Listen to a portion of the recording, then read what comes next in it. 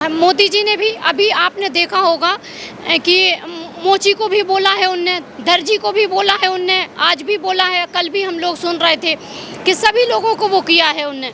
तो ऐसी बात नहीं है। और अभी सभी लोगों के लिए जैसे महिलाओं को भी उनने 10,000 का लोन पास किया है और वैसे भी सभी रेहड़ी पटरी वालों को लोन पास किया है। मोदी जी तो एक ऐसे प्रधानमंत्री हैं जो आज तक ना देश में कभी आए हैं ना आएंगे।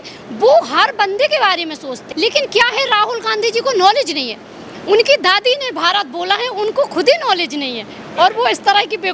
मैं सारे विपक्ष को बोलना चाहता हूँ, MK स्टालिन ने और उनके जो बेटे ने सनातन धर्म के खिलाफ जो जहर उगला है, वो पूरा जहाज जो विपक्ष का बना हुआ है वो लेके समुद्र में डूब जाएगा। जनता एक एक पाई का हिसाब लेगी उनसे।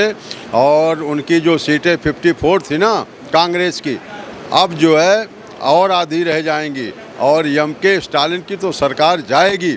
जो उनका साथी बनेगा, जो अधर्मियों का साथी बनेगा, उनकी भी सरकार जाएगी। प्रधानमंत्री ने नए संसद भवन में कहीं ना कहीं इस बार एक बड़ी घोषणा कर दी है, एक बड़ा गेम खेल लिया है नारी शक्ति वंदन बिल पास करके।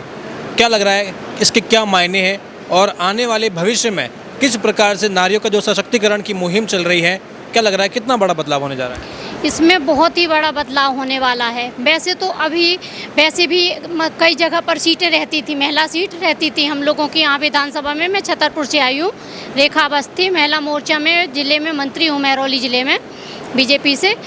तो वैसे तो आरक्षण हम लोगों के लिए मतलब था ही, जैसे ट्रेनों में भी होते थे डिब्बे, महिलाओं के लिए सीटें भी होती थी, मेट्रो वगैरह में भी है। लेकिन इसमें आज मोदी जी ने 33% का जो महिलाओं को वो दिया है आरक्षण, इसमें बहुत ही अच्छा बदलाव होगा और महिलाएं हमारी पहले से ज़्यादा राजनीति में आगे आ रही हैं और अच्छा काम कर रही हैं। वैसे भी महिला शक्ति हमेशा ही आगे रहती है। और क्या है, महिलाएं पुरुषों से ज़्यादा काम करती हैं, घर भी संभालती हैं और बाहर भी काम करती हैं। तो इसलिए महिलाएं तो पुरुषों से हमेशा ही आगे हैं। और शिवा की जैसी शक्ति है ना, अगर शिव जी भगवान हैं, विष्णु भगवान है, शिव जी हैं, कोई भी है, तो लक्ष्मी माता, लक्ष्मी के बिना काम नहीं चल सकता। तो आप विष्णु को पूजेंगे लेकिन लक्ष्मी के बिना पूजे आपका काम नहीं चलेगा। तो इसी तरह जैसे शिवा थी हमारे, तो अगर कभी भी वो गुस्से में आते थे, वो होते थे, तो लोग जाके पार्वती जी से ही बोलते थे कि आप उन्हें शांत करो। एक बार आपने देखा होगा काली का रूप रख लिया था उनने और गुस्से में आ गई थी एकदम। तो शंकर जी जब उनके आगे आके और नीचे लेट गए तो उन्हें एकदम से वो हुआ कि शंकर जी लेटे हुए हैं, तो तुरंत वो फिर शांत हुई, नहीं तो कोई भी उन्हें शांत नहीं कर पा रहा था। देखिए, इस बार जो सीटें हैं अभी लगभग 82 सीटें हैं। जैसे ही ये आरक्षण का लाभ मिलेगा 2029 की हम बात करें, हालांकि अभी तो जनगणना संभव नहीं है चुनाव से पहले, तो देखा जाए तो ये 2029 के लोकसभा चुनाव में कहीं ना कहीं इसको अप्लाई किया जाएगा या उससे आने जो पहले विधानसभा चुनाव आएंगे वहाँ सीटें बढ़कर के 181 हो जाएगी। बहुत बड़ी संख्या है ये। और वाकई में महिलाओं का जब प्रतिनिधित्व रहेगा तो आपको लग रहा है कि जो महिलाओं के मुद्दे हैं उन पर और सजगता से बात की जाएगी और देश में एक नया माहौल, बिल्कुल बिल्कुल नया माहौल होगा। और बहुत अच्छे से मतलब महिलाएं भी अपनी बात रखेंगी और महिलाएं अच्छा काम वैसे भी कर ही रही हैं और भी करेंगी अभी बहुत अच्छा। और आप क्या पूछना चाहते हैं? देखिए, चुनाव भी बहुत नज़दीक है लोकसभा के। विपक्ष का इंडिया गठबंधन है, जिसे भाजपा तंज कस के कहती है कि ये इंडी गठबंधन है। विपक्ष कहता है कि जब से हमने इंडिया नाम रखा है तभी से भाजपा के जहन में ये आया कि ये गुलामी की मानसिकता है। क्या घबरा गई है भाजपा, क्या कहना चाहिए? नहीं, भाजपा कभी नहीं घबराती है। जैसे आपने देखा है पिछले चुनाव में भी हमारी 7 सीटें आई थी और हम लोगों ने बहुत ही अच्छे से प्रचार प्रसार भी किया था। हम लोग प्रचार प्रसार करते हैं, महिलाएं भी सारी निकल के बाहर, और इंडिया गेट पे हम लोगों ने किया था, कनॉट प्लेस पर भी किया था हम लोगों ने। तो ऐसी बात नहीं है। क्या है, विपक्ष घबरा रहा है, भाजपा कभी नहीं घबराती, न घबरा रहा। आज मैं देख रही थी, एक वीडियो आ रहा था मेरे पास, तो उसमें इंदिरा गांधी ने, जैसे कि राहुल गांधी जी बोलते हैं कि इंडिया और भारत हम मतलब वो था, तो आप बहुत पहले इंदिरा गांधी जी ने भी हमारे देश को भारत बोला था। मोदी जी अभी भारत नहीं बोल रहा उसको कि अभी भारत है, इंदिरा गांधी जी ने भी भारत बोला। लेकिन क्या है, राहुल गांधी जी को नॉलेज नहीं है। उनकी दादी ने भारत बोला है, उनको खुद ही नॉलेज नहीं है और वो इस तरह की बेवकूफ़ी भरी राहुल, जब देश में G20 हो रहा था, इतना बड़ा सम्मेलन महाकुंभ हो रहा था, विश्व के तमाम प्रतिनिधि भारत में मौजूद थे, राहुल गांधी उस वक्त विदेश की यात्रा पर थे, वहाँ पर वो ये कहते हैं कि मोदी राज में 9 सालों के कार्यकाल में लोकतंत्र खतरे में है, मुसलमान खतरे में है, सिख खतरे में है और क्रिश्चियन खतरे में है, यानी कि मोटा मोटी माइनॉरिटी खतरे में है। और बीजेपी जिस हिंदुत्व की बात करती है, मैंने वो हिंदुत्व गीता में नहीं पढ़ा, हिंदू ग्रंथों में नहीं पढ़ा, उस पर क्या कहना चाहिए? नहीं नहीं, ऐसा नहीं है कि आपने गीता में और उसमें मतलब हमारे ग्रंथों में नहीं पढ़ा है। ग्रंथों में है कि हिंदुओं ने ही सब काम किए हैं हमारे इसमें देश में। आप देखिए, मोदी जी ने भी अभी आपने देखा होगा कि मोची को भी बोला है उनने, दर्जी को भी बोला है उनने, आज भी बोला है, कल भी हम लोग सुन रहे थे कि सभी लोगों को वो किया है उनने। तो ऐसी बात नहीं है। और अभी सभी लोगों के लिए, जैसे महिलाओं को भी उनने 10,000 का लोन पास किया है और वैसे भी सभी रेहड़ी पटरी वालों को लोन पास किया है। मोदी जी तो एक ऐसे प्रधानमंत्री हैं जो आज तक ना देश में कभी आए हैं ना आएंगे, वो हर बंदे के बारे में सोचते हैं। अच्छा देखिए, चुनाव से पहले कुछ ऐसी सियासत हो रही है, ऐसी बयानबाजी हो रही है जो हदें पार कर रही है। तमिलनाडु के मुख्यमंत्री एम के स्टालिन के बेटे उदयनिधि का बयान सनातन धर्म को लेके दुर्भाग्यपूर्ण है बिल्कुल। बिहार से जगदानंद जी आरजेडी के अध्यक्ष है, उनका बयान आता है कि कुष्ठ रोग है सनातन धर्म। उसके बाद और भी कई तमाम नेता है, एम के स्टालिन के साथ साथ तमाम नेता ये भी कहते हैं कि हम अपनी बात पर कायम भी है, जो हमने कहा है उस पर हम कायम भी है। क्या लग रहा है ऐसी बयानबाजी? चंद्रशेखर जी का बयान है, शिक्षा मंत्री है, वो कहते हैं कि रामचरितमानस साइनाइड है, आप पढ़ेंगे तो आपके मन मस्तिष्क में जहर घुल जाएगा। ऐसी बयानबाजी चुनाव के वक्त आखिर क्यों करते हैं? वो इसलिए कर रहे हैं, क्या है कि आपने देखा होगा कि पिछली बार भी जैसे चुनाव हुए थे तो ममता बनर्जी बहुत बोल रही थी उस टाइम।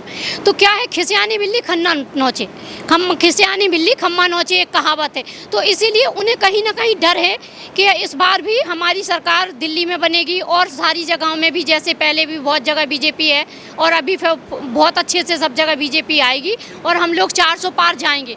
तो वो एक डर है और कोई बात नहीं है कि उनका डर है और कुछ नहीं है। अच्छा, आपको क्या लगता है, क्योंकि ये बयानबाजी चुनाव के वक्त में आ रही है, क्या विपक्षी गठबंधन को ये डर नहीं है कि खामियाजा भुगतना पड़ेगा सनातन धर्म? पहली बात, मैं आपके माध्यम से मैं सारे विपक्ष को बोलना चाहता हूँ, एम के स्टालिन ने और उनके जो बेटे ने सनातन धर्म के खिलाफ जो जहर उगला है, वो पूरा जहाज जो विपक्ष का बना हुआ है वो लेके समुद्र में डूब जाएगा। जनता एक एक पाई का हिसाब लेगी उनसे। और उनकी जो सीटें 54 थी ना कांग्रेस की, अब जो है और आधी रह जाएंगी और एम के स्टालिन की तो सरकार जाएगी। जो उनका साथी बनेगा, जो अधर्मियों का साथी बनेगा, उनकी भी सरकार जाएगी। विपक्ष कहता है कि जब चुनाव आते हैं बीजेपी गवर्नमेंट ध्यान भटकाने का काम करती है। इंडिया वर्सेस भारत की बैटल कह रहे हैं कि हमने जब से नाम रखा है इंडिया गठबंधन, तब से इन्हें याद आ रहा है कि ये तो गुलामी की मानसिकता है, इसका नाम भारत होना चाहिए। ये मोदी जी के विरोध में ये सारा अपना शिष्टाचार और विपक्ष की जो एक महत्वपूर्ण भूमिका होती है देश में सृजनात्मक सलाह देने का, सहयोग करने का, ये लोग विपक्ष की भूमिका में नहीं है, मोदी विरोध की भूमिका में है। व्यक्तिगत विरोध है। अब ये उतर आए हैं और इसलिए देश के प्रति मान मर्यादा इन्होंने सब त्याग कर दिया है। तो क्या लग रहा है आपको, विपक्ष के गठबंधन में ऐसा कोई नेता नहीं है? क्योंकि राहुल गांधी का नाम आता है, वो बनेंगे प्रधानमंत्री अगर उनका चेहरा बनेंगे, नीतीश कुमार का नाम भी आ जाता है, ममता बनर्जी का नाम भी आता है। ये क्या माहौल है विपक्ष के? लोकतंत्र में हम मानते हैं कि सबको अधिकार है। जो लोग दलगत राजनीति कर रहे हैं, हर दल को अपना नेता चुनने का अधिकार है। हम उस पर ज़्यादा बात नहीं करना चाहते, लेकिन इतना तय है कि जो कांग्रेस ने जिस विचारधारा को अपनाया हुआ है वो देश के खिलाफ है, वो समाज और संस्कृति के खिलाफ है और वो देश विरोधियों की साथी है। जो लोग हमारे देश के खिलाफ नारा लगाते हैं कि भारत मुर्दाबाद का नारा लगाते हैं, वो लोग के साथी हैं और जनता सब देख रही है। आगे आने वाले चुनाव में 24 में उन्हें पुनः हार का सामना करना पड़ेगा। भारतीय जनता पार्टी, हमारे नेताओं ने, मोदी जी ने इतना सारा काम किया है। आप बताइए कि आप पत्रकार हैं, कोई ऐसा एक पॉइंट, एक बिंदु मुझे बता दीजिए जो मोदी जी ने छोड़ा। कोई ऐसा याद करिए। मैं याद करता हूँ, मुझे नहीं मिलता कि चाहे वो बेकारी की बात हो, बेरोजगारी की बात हो, मजदूरों की बात हो, चाहे वो सेना की बात हो, चाहे रक्षा की बात हो, चाहे विदेश कूटनीति की बात हो, चाहे देश में शिल्पकारों की हो, कलाकारों की हो, चाहे खिलाड़ियों की हो, चाहे संस्कृति की हो, योग की हो, धर्म की हो, मंदिर की हो, मस्जिद की हो, अन्य धर्मों के भी बारे में, अपने ही नहीं मंदिर के बारे में, पारसी धर्म के बारे में, जहाँ गुजरात में मिल जाएगा आपको। तो उन्होंने हर क्षेत्र में, हर जगह उन्होंने काम किया है और इसलिए मुझे, मेरा विश्वास है कि भारतीय जनता पार्टी अपने 300 के भारी आंकड़े से पार करके भी, अभी 360 जो हमारे संगठन में हैं, जो लोग हमारे उसमें अलायंस में हैं, हम 350 भी क्रॉस करेंगे, ये हमारा विश्वास है। विपक्ष के गठबंधन ने बाइकआउट किया है पत्रकारों का, 14 पत्रकारों की लिस्ट जारी की है। उसमें कहा गया है कि कांग्रेस के और तमाम जो विपक्षी दल हैं उनके प्रवक्ता उस शो में नहीं जाएंगे, उन पत्रकारों का बहिष्कार किया गया है। भाजपा कह रही है कि यही तो मानसिकता है जो इंदिरा गांधी ने किया था, लोकतंत्र की हत्या करी थी, इमरजेंसी लगाई थी, पत्रकारों को बैन किया गया था। कांग्रेस और राहुल गांधी उसी राह पर चल रहे हैं, आपको भी लग रहा है उसी राह पर? कांग्रेस ने हमेशा संस्थाओं को बंधक बनाया था और वो लोग आज चाहते हैं कि बंधक हम बना देंगे, ये उनके बस की बात नहीं है।